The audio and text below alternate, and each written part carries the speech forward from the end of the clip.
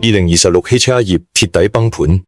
車廠淨利得 1.5， 上游狂賺，整車巨愣嘅殘酷真相，你敢唔敢信？而家做一部20萬嘅汽車，車廠淨賺嘅利潤淨係得3000蚊。仲離譜嘅係，明明車廠溝到就嚟破產，上游嘅供應商就賺到盤滿缽滿，利潤暴漲幾十倍。最近好多人問我，而家買車抵唔抵？點解今年新車愈賣愈捲，但車廠就集體陷入巨泥？個汽車市場表面睇落好熱鬧，背後究竟藏住點樣嘅紅葉危機？今日我一次過同大家講透2026年中國汽車產業最真實、最殘酷嘅底層邏輯。睇完呢條片，你就會明白，而家車廠做得咁難，並唔係偶然，係多重壓力夾擊嘅必然結果。未來幾年汽車行業嘅洗牌只會越來越激烈。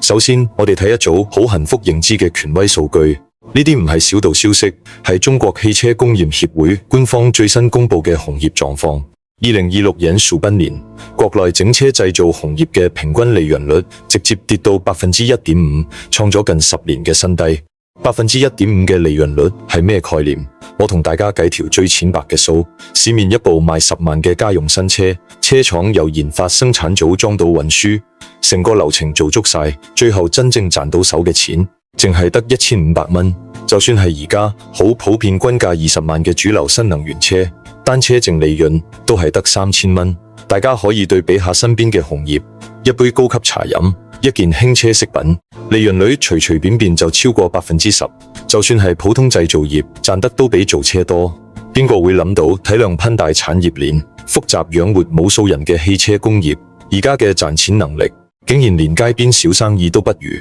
而且呢個 1.5% 淨係計緊單純嘅整車製造環節，成個汽車行業嘅實際環境仲要差。根據成聯分會嘅統計，2026年1至5月，國內汽車行業整體利潤係1440億，同比大跌 20%， 全行業綜合利潤率淨得 3.4%。呢個數據真係好刺心。國內下游工業企業嘅平均利潤率係 6.1%。換句話講，汽車行業嘅賺錢能力，連普通工業平均水平嘅一半都唔夠。而家最致命嘅惡性循環已經形成。今年汽車行業整體營收只係增資咗 1.4%， 但生產同運營成本嘅升幅高達 2.3%， 收入就幾乎冇得升，成本就瘋狂扣升。呢個就係所有車廠都走唔甩嘅增收唔增利死局。簡單嚟講，車廠賣嘅車越嚟越多，賬面營收越嚟越好睇，但真正落入袋嘅利潤一路縮水，甚至愈做愈雞。業內有一句好扎心嘅話，完美講晒而家車廠嘅處境。整車廠被串喺十字架上面，左邊要交智能稅，右邊要交電池稅。呢句說話徹底道出咗整車企業嘅雙重絕境。一方面，新能源汽車智能化轉型係大趨勢，自動駕駛、智能座艙、車機系統嘅研發需要不斷砸大錢，每年幾十億、上百億嘅研發支出係硬性開支，極慳唔到。另一方面，上游嘅電池晶片、原材料價格不斷暴漲，所有成本壓力都向下傳導，最後全部都要由整車廠自己承擔。本來屬於整車廠嘅利潤，而家被產業鏈上下兩端不斷瓜分民食。曾經風光無限嘅汽車主機廠，而家徹底變成產業鏈入面最辛苦、最唔賺錢、最被動嘅打工人。如果話抽象嘅利潤數據唔夠直觀，咁2026年7月密集出爐嘅上市車廠半年業績預告，就係一張張冰冷嘅紅葉診斷書，直接撕開汽車市場虛繁榮嘅外衣。今年夏天，國內主流上市車廠集體開啟失血模式，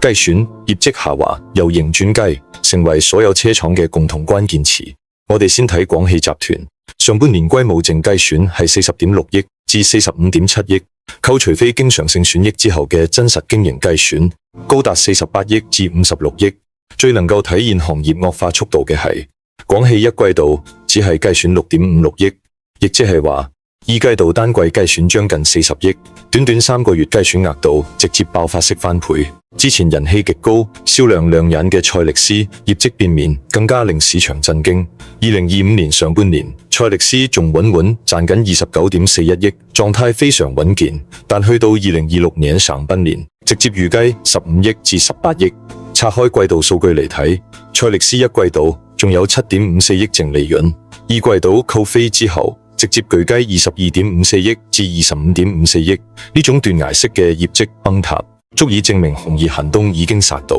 除此之外，百禧藍谷上半年預軍17.7億至19.7億，江維汽車預軍大概7.4億。根據第一財經嘅不完全統計，淨係呢4家主流車廠半年預計上限已經超過90億。呢個唔係個別企業嘅經營問題，係成個行業嘅系統性危機。可能有人會問，係咪仲有車廠可以保住盈利？我同大家講，就算少數車廠仲有錢賺，日子都一樣難過，完全冇喘息空間。長城汽車、長安汽車兩大老牌車廠上半年淨利潤直接腰斬，同比跌幅全部超過57%，近乎冚半嘅業績下滑，而家已經係行業常態。目前已經公布業績預告嘅6家主流車廠，4家明確預低，2家勉強盈利，但利潤近乎腰斬，全軍盡墨嘅慘淡局面，清清楚楚擺喺大家眼前。而所有車廠更選利潤暴跌嘅核心原因，全部都一樣，就係上游原材料瘋狂加價。賽力斯集團董事長張興海之前公開過一組好震撼嘅數據，近2年存儲晶片價格升幅高達5倍。電池核心原料碳酸鋰由2025年同期嘅8萬蚊一隻瘋狂飆升到18萬蚊一隻，淨係晶片同碳酸鋰呢兩樣嘢加價，就令到問界單車製造成本直接增加15000元至2個萬元。我哋再用銷量計條總數，問界上半年累計交付新車超過16萬部，淨係原材料加價呢一行就為企業帶來24億至32億嘅額外成本。最令人無奈嘅係，面對龐大嘅成本壓力，問界選擇終端售價，完全唔加價，所有成本漲幅都由企業自己消化，自己硬撐。呢種打碎牙都要吞落肚嘅無奈，唔係問界一家嘅情況，而係而家所有整車廠嘅真實生存狀態。一邊係下游整車廠集體巨瀝，利潤見底，苦苦支撐；另一邊就係上游供應商賺到盤滿缽滿，業績暴增。兩極分化嘅殘酷現實，徹底撕開咗汽車產業鏈嘅利益真相。如果你唔睇整車廠財報，只睇上游電池威令企業嘅業績，你根本唔會知道汽車行業緊寒冬，反而會以為呢係一門暴利生意。我哋先睇電池企業嘅盈利數據，億使中能上半年歸母淨利潤31.3億至33.7億，同比增指95%至110%，幾乎翻倍賺錢。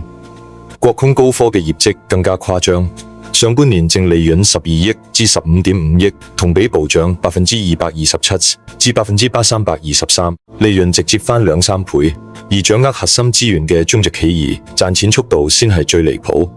天齊中業上半年歸母淨利潤28.5億至42.5億，同比增指3276%至4935%，幾十倍嘅利潤增持，直接刷新行業紀錄。金鵬宣業更加係由追選轉為大幅盈利，上半年淨利潤36.5億至46億。而家嘅汽車產業鏈已經形成極端割裂嘅格局，下游整車廠捲價錢、捲服務、捲研發，最後虧本賣車，負重前行。上游英駿電池晶片供應商就躺住賺錢，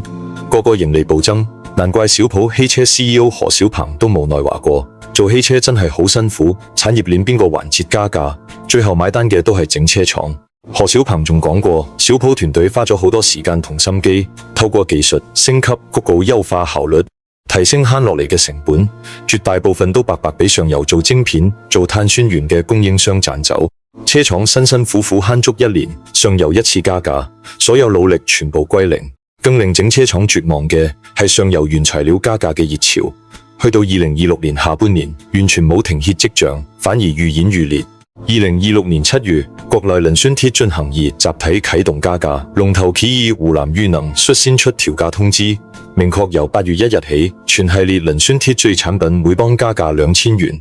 可能好多人唔明白呢個加價嘅影響，我同大家淺白解釋下。磷酸鐵柱係而家新能源車電池最核心嘅正極材料，市場佔有率極高，佢嘅價格波動會由上到下層層傳導層層加壓。按照行業標準計算，磷酸鐵仲每加價1000元一磅，整車電池成本就會大幅上升，直接壓縮已經薄到幾乎冇嘅車廠利潤。喺整車利潤率淨得1.5%嘅情況下，上游每一次加價都係雪上加霜。而且今次加價並唔係單一材料嘅個別波動，而係一場覆蓋成個產業鏈嘅成本風暴，由膚電材料、車規晶片到金屬原料、石化輔料，幾乎所有造車需要嘅物料，今年全部價格上漲，冇一樣嘢減價。核心原料碳酸鋁嘅走勢可以用瘋狂嚟形容。2025年年底，碳酸總單價仲係7.5萬蚊一磅左右，去到2026年5月中，直接突破20萬蚊一磅，短短半年時間，升幅超過160%。車用晶片嘅升幅更加誇張，存儲晶片3個月之內漲咗180%，高級智能架構晶片升幅突破300%。與此同時，造車用嘅總材、鋼材、各類石化產品價格全部同步走高，成本壓力全方位爆發。克里斯圖汽車董事長魯放喺大連夏季達沃斯論壇上面親自計過一條好精準嘅成本數，徹底揭露咗車廠嘅困境。綜合所有原材料加價因素，一部主流20萬級別嘅新能源車，2026年嘅製造成本比舊年同期無啦啦多咗6000蚊至14000蚊。各大車廠創辦人高層嘅發言，亦都證實咗呢個殘酷事實。蔚來創辦人李斌講過，受原材料加價影響，蔚來 E-Spark 每部車成本直接貴咗近2萬蚊。如果想維持原本嘅毛利，終端售價最少要加3萬蚊。蔡力斯張興海亦都話，存儲晶片由20蚊升到近100蚊，再加埋碳酸鋁價格翻倍，問界單車成本穩定，增加15000至2萬蚊。我哋再細睇磷酸鐵銅嘅價格走勢，就會明白點解車廠壓力越來越大。2025年3季度，磷酸鐵銅先至走出行業低谷，動力型磷酸鐵銅均價35771元一波升，去到2026年2季度已經升到58178元一波升，半年升幅高達63%。儲能型磷酸鐵鋁更加誇張，由29000元一枕飆升到57016元一波升，升幅接近翻倍，達到97%。大家要知磷酸鐵鋁嘅成本入面，碳酸鋁佔咗60%至65%，磷酸鐵加工費佔30%至35%。2026年上半年呢，兩大核心成本同步暴漲，淨係硫磺呢一樣輔料，由年初到6月中均價升咗7490元，即係直接令磷酸鐵鋁每波省成本增加6000蚊，層層傳落去，所有壓力最後都係車廠承擔。如果話原材料、晶片加價係外部冇得揀嘅衝擊，咁2026年落地嘅兩項新規就係紅業內部硬性加壓，直接抬高所有車廠嘅合規門檻同生產成本，令本來就艱難嘅車廠雪上加霜。2026年7月1日，兩項電動汽車強制國家新標識正式實施，分別係電動汽車動力電池安全要求同電動汽車安全要求，被業界稱為史上最嚴電池安全新規。今次國標升級絕對唔係小修小補，係全方位高標準嘅安全重構，直接推翻過往10幾年嘅紅業標準。我哋對比新舊標準就即刻見到差距。舊國標對電池熱擴散嘅要求，只需要喺車輛起火爆炸前5分鐘發出警報，俾車主同乘客逃生時間就得。但新國標直接將安全觀察期拉長到足足2個鐘，呢2個鐘之內，電池絕對唔可以起火，唔可以爆炸，仲要嚴格管控煙氣洩漏，杜絕所有安全隱患。除此之外，新國標首次加入電池底部撞擊測試，用150焦耳嘅能量反覆撞擊電池底部3次，專門模擬日常行車遇到嘅底盤托底、飛石撞擊、路面遞起衝擊等常見場景，最大限度還原真實用車風險。不止咁，新規仲新增300次快充循環之後嘅安全驗證，強制所有新能源車配備物理一鍵短電裝置，全方位提升新能源車嘅安全底線。一連串嚴格嘅安全升級，對應嘅就係實打實嘅成本上漲。上海國家會計學院產業研究工商副主任鍾世虎測算過，適配新國標之後，動力電池系統成本直接上升15%至20%。根據全行業測算，車廠完成電池改造符合新規之後，單車製造成本會硬性增加4000蚊至6500蚊。呢筆成本淨係換零件嘅錢都唔止，仲包含電池包、結構重塑、隔熱材料升級、電池管理系統迭代、高壓繼電器優化嘅研發驗證成本，再加埋產線改造、專業實驗室建設、全鏈路溯源體係搭建嘅龐大固定支出，每一項都係車廠走唔甩嘅硬性開支。新國標仲設立咗分階段切換規則， 2026年7月1日起，所有新申報車型必須100%達標。已經獲批上市嘅現售車型有1年過渡期，去到2027年7月1日全面強制執行。表面係俾車廠緩衝，實際係將合規成本平均分攤到未來1年，令車廠長期處於成本受壓狀態。同時新規會直接加速行業洗牌，業界普遍預測30%至40%嘅細小電芯工廠會被鐵底淘汰，寧德時代、比亞迪呢啲龍頭企業資金充足，技術過硬，已經全係通過新國標檢測，完全冇壓力。但大量技術薄弱、資金不足嘅中小配套廠商根本負擔唔起改造費用，只能退出市場。而車廠切換供應鏈嘅成本會進一步加重經營負擔。除咗安全新規帶來嘅硬性加價，仲有一項紅葉新規直接重構咗新能源車嘅研發體力，鐵底終結咗紅葉促成造車嘅野蠻生長模式，再一次抬高車廠嘅入場門能同研發成本。2026年7月，全國汽車轉化技術委員會公開徵求意見，以將新能源汽車可靠性行試驗總里程統一提升至3萬公里以上，鐵底同燃油車驗證標準對齊。意見收集截止時間係8月12日。大家千祈唔好以為只係數字翻倍，背後嘅紅葉變革影響極之深遠。由2005年到而家10幾年，佢新能源車嘅可靠性測試里程一直只係燃油車嘅一半，亦即係15000公里，等於成個新能源行業一直享受緊研發驗證嘅半價優惠。而家3萬公里新標準落地，代表新能源車正式告別政策扶持嘅低門檻時代，進入同燃油車公平競爭、標準統一嘅成熟階段。3萬公里可靠性測試絕對唔係簡單嘅行路累計里程，仲包含爛路強化、高速環島、曲坡路面、高低溫環境等各種嚴苛工況測試。我同大家計下時間成本，平均時速50公里，每日行16小時。單純行路測試就要38日，如果計入充電、檢修、車子俾保養、全地調度，呢部車完整走完測試療程需要6至9個星期，單班運行甚至就貼過3個月。呢個改變直接打亂咗以往車廠快速迭代、快速推新、快速搶市場嘅節奏。以前好多新勢力車廠靠壓縮驗證、周期簡化測試流程，快速出新車搶流量、搶市場。呢種速成車模式喺新標準實施之後，鐵底行唔通。成聯分會秘書長崔東樹講得好通透，3萬公里統一測試標準可以鐵底暴露新能源車三電系統底盤架構嘅長期老化磨損問題，倒逼車廠放棄短平快嘅速成模式，轉做長期正向研發。但代價亦都好明顯，車廠研發周期拉長，測試成本翻倍，上新節奏變慢。中小車廠嘅資金壓力、技術壓力瞬間拉滿，冇核心技術、冇充足資金嘅細小車廠會被快速淘汰，行業低端產能出清速度會越來越快。一波未平，一波又起。喺原材料加價、新規抬升成本嘅雙重壓力之下，2026年7月17日，一項重磅稅務政策落地，再一次為車廠成本壓力加碼。鐵底終結咗新能源電池嘅免稅紅利。財政部、海關總署、稅務總局聯合發布最新公告，長達11年嘅輸電池免稅政策正式完結。由2026年9月1日開始，中元電池、中離子蓄電池、Camopin蓄電池、全專逆流電池，統一按照2%嘅稅率徵收消費稅。1年之後，亦即2027年9月1日，稅率會進一步恢復到法定嘅4%。好多人唔知呢項唔係新增稅收，只係取消行業優惠政策。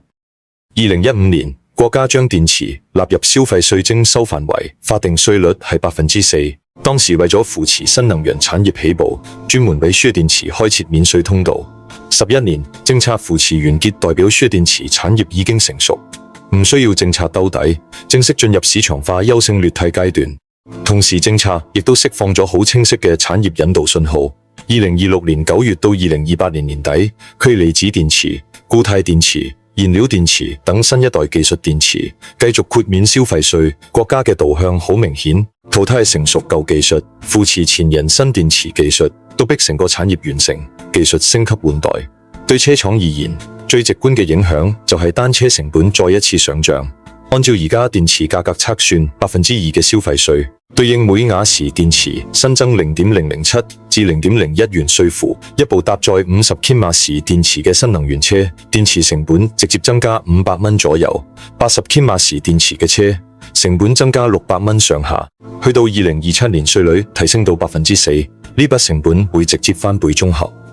多間券商同機構測算，主流70千瓦時電池包車型2%稅率之下，單車成本增加490蚊至840蚊；4%稅率之下，漲幅達到980蚊至1680蚊。單睇每部車漲幅唔多，但對於利潤率淨得1.5%嘅車廠嚟講，就係壓垮利潤嘅最後一根稻草。量產之後，整體壓力會無限放大。更加關鍵嘅係，呢項稅務政策暗藏咗行業洗牌嘅底層規則，車廠自產電池自用，可以規避抵扣部分消費稅，完全依賴外購電池嘅車廠就要全數承擔稅負，所有成本自己消化。所以乘聯會崔東樹先至話，今次消費稅調整係由制度層面倒逼車廠自研自產電池。未來想做世界級整車企業，自產電池已經變成必備條件，唔再係加分項。而家行業龍頭已經率先佈局，比亞迪穩坐磷酸鐵會自產龍頭，長城汽車3元電池裝車量排行業第2。吉利等主流車廠都全力投入電池自研自產，可以預見未來自產電池會由競爭優勢鐵底變成行業生存標配。唔識自研鋼本嘅中小車廠，最終一定會被市場淘汰。講到呢度，大家應該完全感受到而家車廠嘅絕境。上游原材料晶片不斷暴漲，安全新規研發新規硬性抬升成本，電池消費稅結束免稅紅利，多重壓力層層疊加。車廠嘅利潤空間被壓到極致。過後大半年，所有車廠都係死硬撐，就算單車成本暴漲幾千甚至幾萬蚊，都咬牙唔加終端售價，靠技術降本、效率優化、內部節流勉強維生。但我可以好肯定同大家講，呢種硬撐嘅極限已經到咗車廠嘅成本消化能力早已透支。新一輪新車加價潮已經悄然開始，而且不可逆。好多人冇發覺，2026年嘅車價早已經告別冇腦減價時代，悄悄進入加價週期。乘聯數據顯示，2026年5月國內乘用車終端均價17.3萬蚊，比舊年同期貴咗4000蚊。其中新能源車均價16.9萬蚊，同比漲咗7000蚊。由今年3月開始，公夢之行奇瑞率先加價。5月，蔚來上調 ES6 P 林等熱門主力車型價錢，漲幅5000蚊至1萬蚊。隨後10幾間主流車廠陸續跟風，全面開啟加價模式。單車漲幅普遍係2000蚊至1萬蚊。Alan 司徒盧放之前嘅判斷，而家已經完全應驗。今年汽車唔加價先係怪事，所有原材料、零部件、輔料都喺加價，車價減價根本唔符合市場邏輯。佢仲特別提醒，高級車利潤厚，仲可以勉強頂得住成本壓力，本來利潤就好薄嘅入門代步車根本承受唔到新一輪加價。未來好大機會減產退市，平價細車嘅市場供應會越來越少。我哋復盤成個2026年汽車行業狀況，由整車利潤率跌至10年最低嘅1.5%，到上市車廠數10億級別集體巨拉，由上游供應商幾十倍暴利躺住賺錢，到下游車廠虧本賣車負重前行，由電池晶片全面加價，到安全研發新規抬高門檻，再加埋電池消費稅落地加碼成本。成個中國汽車產業正在經歷改革開放以來最嚴峻嘅壓力測試。過後10幾年靠政策扶持、低門檻、快迭代嘅野蠻生產時代徹底終結。未來嘅汽車行業會徹底告別內卷減價，走向優勝劣汰、強者冷強嘅成熟格局。好多人最關心未來車價會唔會持續大漲，而家係咪買車最佳時機？邊啲車廠可以活到最後？歡迎大家喺留言區話我知，一齊交流討論。如果覺得呢條片嘅行業乾貨對你有用，記得點讚、訂閱、開鐘。我會持續更新汽車行業最新動態、車廠財報深度拆解同車價走勢分析，帶你直白睇懂車市底層真相。